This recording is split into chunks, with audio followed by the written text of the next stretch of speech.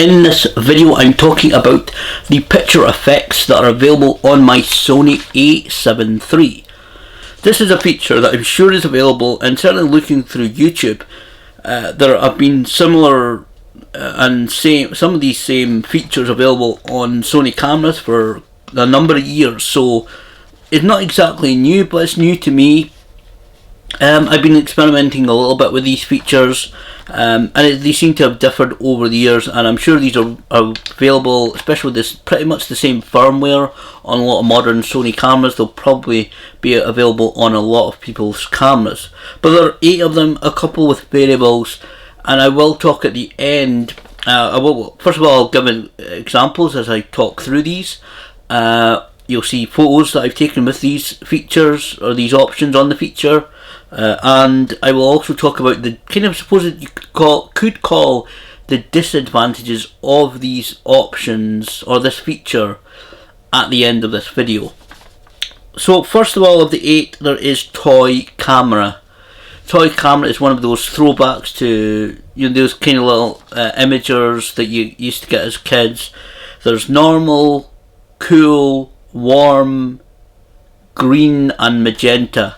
All these do is just give a little bit of a colour tinge on your images. To be honest, this is one of them, and I'm starting with a few of the features that I wouldn't really use. This is nothing that I would particularly use, but it just gives a little bit of a colour hue, colour tinge to your images. The second, soft high key. This is one without a variable. It's simply a soft high key. This basically adds more light to your image, so whatever shutter speed you are, it adds somehow more light to your image. I don't know exactly how it does that, I'm not a technological expert, but soft high key, it could be useful in lower light situations. It could be useful if you're in a situation, and I do want to go out and do more nighttime photography in the next couple of weeks. It could maybe be in a handy situation like this where there's not, you're in somewhere there's not a lot of light. It may come in useful. Again, it's one thing I want to kind of try out. The third, posturization. Posturization comes in 2 variables, both colour and black and white. It didn't take too many black and white images of posturization. That basically kind of mixes up, brightens the colours, it spreads them around about the image a little bit more. So instead of a blend of well, you'll see what I mean by posturization. I'm sure many people will know what I'm talking about.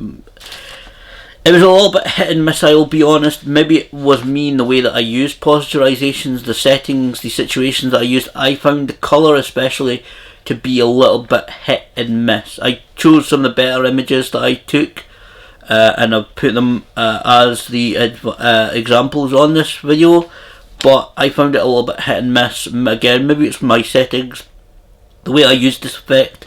Other people may come across it, may use this in a little bit better method than I did.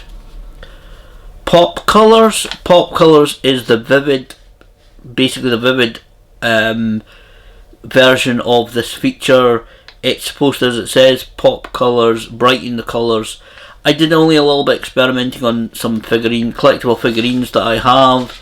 Didn't see a huge amount of difference, to be honest, when I added this option over the when I put the camera on this option. Didn't really see a huge amount of difference, I will say, but again, it's not as vivid as some of the other options I've seen on this camera. Retro, the 5th one, retro, that is one I don't particularly like. I will say that I don't particularly like this retro. It's obviously to give a older look to your images, to your photographs. It gives you really that kind of sandy look to them. It's almost like almost like in an old style darkroom, that you've taken the images and the water that you use has been through sand. It's sandy, dirty, slightly dirty water that you used to process these images. Not a fan of it. I just thought it looked a bit like just dirty water over your image to me. I'm not a fan of this one particularly. To be honest, I don't see myself really exactly going back and really using retro image option on a regular basis. The sixth one, and these are these final three are ones that I want to use further, like the soft high key. I want to do more experimentation on these last three. The sixth is partial colour. Partial colour is when it will isolate a single of the primary colours, red, blue, yellow and green. It will isolate these colours and make the rest of the image in black and white. One thing I will say about this particular option though is that the colours have to be very bright and very strong for the camera to actually able to capture that colour, to have that entire area of that colour to be in that particular colour. Sometimes when I tried to take images for this video, some of the images, such as the Friday, I took a couple of pictures of a square red post box that was attached to a wall, and in some areas of the post box, although it was bright, I thought it was fairly bright red, but after looking at the images, some of the areas are puddles of greyness. There's grey puddles on the image, so if you are wanting to use this, that colour that you're trying to isolate the camera is isolated, it has to be very bright and very, very strong for the whole area to be even green. When I went to Slessor Gardens, which somewhere I had passed by, even trying to use it on some of the grass was a little kind of greyer in some of the images. So if it's partial colour, if you want to isolate that colour, it has to be really a strong and bright colour for the camera to recognise that particular colour and isolate it from the rest of the image. But it's another good one that you could actually potentially use. High contrast and rich tone monochrome are the two final options on the picture effects feature on my camera that I'm talking about. High contrast will be the first images that you'll see, and then you will see rich tone monochrome images. High contrast seems to be preferable when I think the subject is closer to you. I didn't really experiment with that really when I was out and about the other day, but just doing a little bit of experimenting before I sat down to do this video, I found maybe closer subjects would be preferable. You get that kind of bokeh maybe effect a little bit. So high contrast, I think, if you're photographing something closer to you. But if you're doing something, certainly my own personal opinion, if you're, say, standing in the street and you're taking a photograph of your view down the street, down the road, I think rich tone monochrome is probably the preferred option. You would get better results from.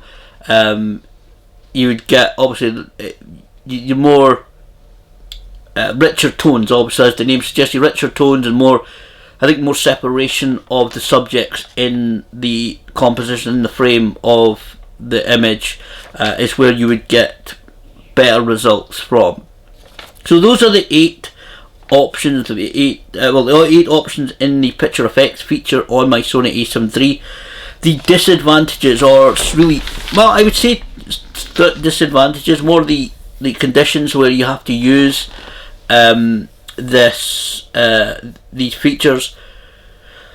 To use the picture effects, which are actually also available on video, but I'm apart from it's rich tone monochrome, I believe that's not available, but the rest of them are available if you're using the video options of the Sony A7 III.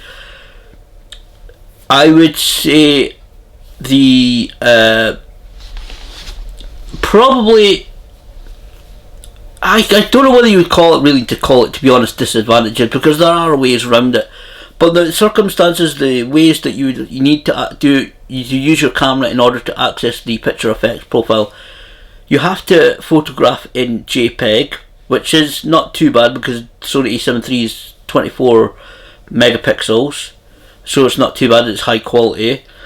You do have to use mechanical shutter, so you're not allowed to use the silent shooting, and well, basically that's it. It's mechanical shutter, and you have to photograph them in JPEG. That's the two really main options that you have within. You have to use within the camera to be able to access these picture effect profiles. Otherwise, if you try to access them, which I believe they're on the quick function menu as default, they'll just be greyed out if you try and have your camera on RAW, and I think if you try and use silent shooting, it'll also be greyed out. So really, mechanical shutter and JPEG is the option. Not too much of a disadvantage again if you are using these, and you can obviously with EVFs, the EVFs on and the screen on the A7 III and cameras such like that these are available in. You see your composition, you see what the image is most likely going to look like, so you can adjust your settings as you go on. So you can change your shutter speed, your aperture, your ISO, and you can change the image to suit whatever way you want. If you want it brighter, you want it darker, you want it a higher aperture, lower aperture, whatever.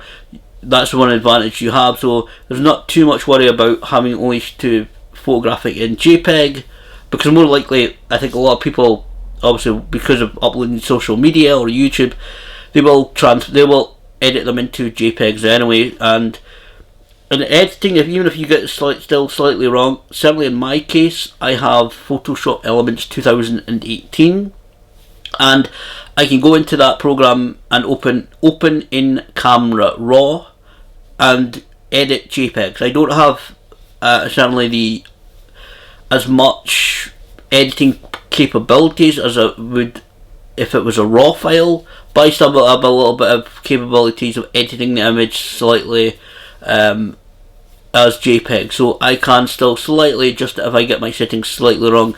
With JPEGs, I can still edit them slightly to a few. The normal options are available. I don't think it affects the image as well as it would, obviously, as a traditional RAW file if I'm just opening a RAW file. But I can do that, so there's not too much to worry about.